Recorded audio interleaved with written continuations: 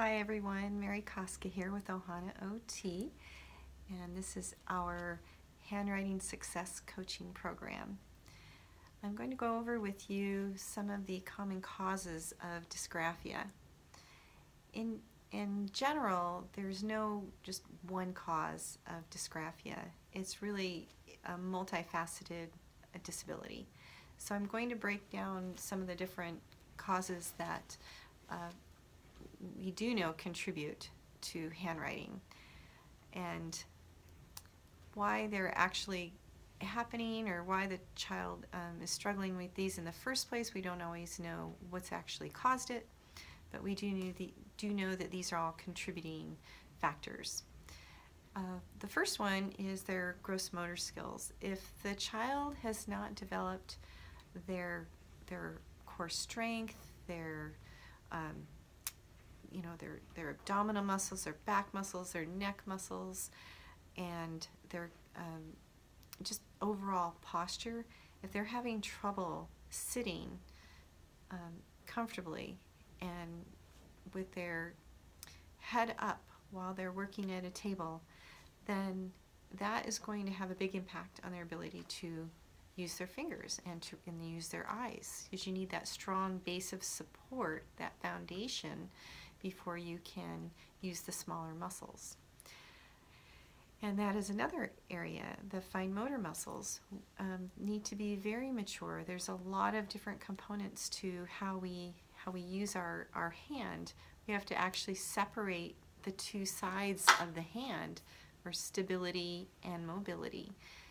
We need to be able to have our wrist extended back so that our fingers can move freely. We need to be able to move the fingers in small controlled motions. We need to have a very strong pinch so that we can hang on to the pencil. So there's a lot of components to the fine motor skills. And then we need good ocular motor skills. We need to be able to shift our vision from near to far and to track and be able to accommodate looking in different places without getting confused as to where we are. Another really big, important, and often overlooked area is that we need our primitive reflexes integrated. And a lot of people just don't think about these, but some common ones you might think of when you have a little baby is like a grasping reflex or a stepping reflex. We have a lot of reflexes that help us in our development to help promote the motor actions that we want to have, and they're reflexive. So for example, for the hand, if the palm is stroked, then the hand grasps. And then as the child learns to use their hand, it's not reactive to just, if something touches their hand, they can just leave it open. So we have a lot of other reflexes like that are primitive reflexes that really can impact the ability to write. An example are the tonic neck reflexes. So there are some reflexes that when our head is down or up or turned to one side or the other, that we will have overflow into our posture and our arms and our legs. So for example, for one of them, if our head is down, it makes our hips want to straighten up, and that causes the bottom to slide out of the chair. There's another one where if the head is turned, it makes one arm want to straighten and the other arm want to bend, and then that can cause kids to lose their place when they're holding their pencil and their arm wants to bend. So it's this lack of isolated movement. One part of the body moves and then another part moves. And so the children need to have those motions not happening automatically anymore, that they have more control over their body's motions. Another common contributing factor, another cause, is their working memory, how much they're able to remember.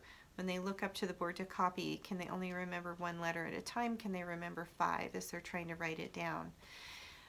Their visual spatial skills, being able to look, if they have one line on the paper and they can look and they can estimate where they should start their letter. A lot of kids start from the bottom up because they don't have that spatial, they can't estimate where that letter should start. And there's a whole lot of different areas in the visual perception area. And their language processing is another component. So if they're having difficulty just understanding language, processing language, obviously that's going to have a big impact on handwriting.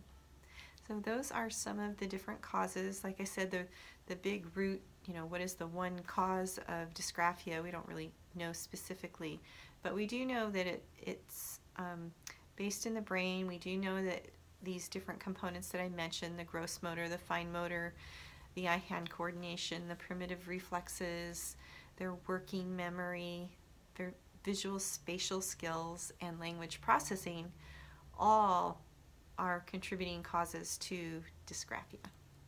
Hope that was helpful, and I'll see you in the next video.